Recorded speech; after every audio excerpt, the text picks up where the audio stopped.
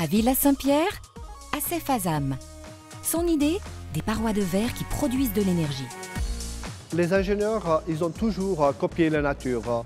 Les radars, les sonars, les avions furtifs, tous, ils sont des copies de la nature.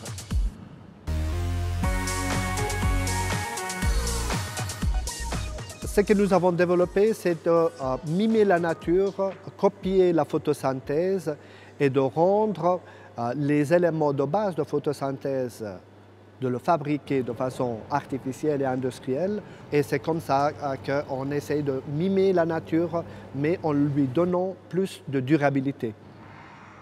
Notre innovation, c'est d'amener les cellules solaires dans la peau de bâtiment et rendre le bâtiment autosuffisant au point de vue énergétique.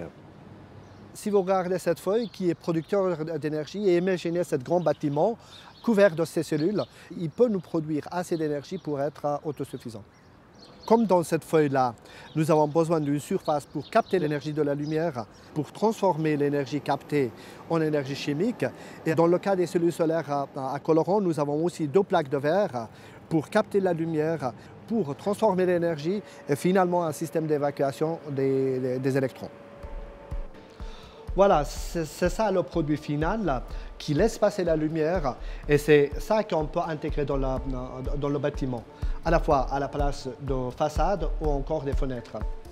Voici un modèle réduit des modules que nous produisons et en mettant 2 fils électriques et passant devant la lumière, il produit assez d'énergie pour faire tourner ce moteur. Si je l'éloigne, vous voyez qu'il s'arrête.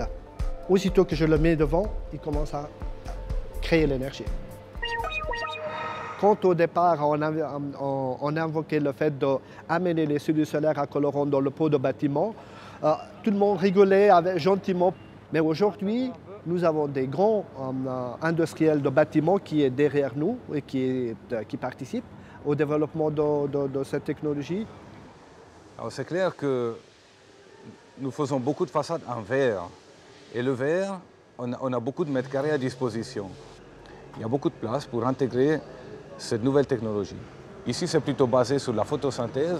Il n'y a pas de vacuum dans la fabrication, il n'y a pas de silicium, il n'y a pas de denrées rares.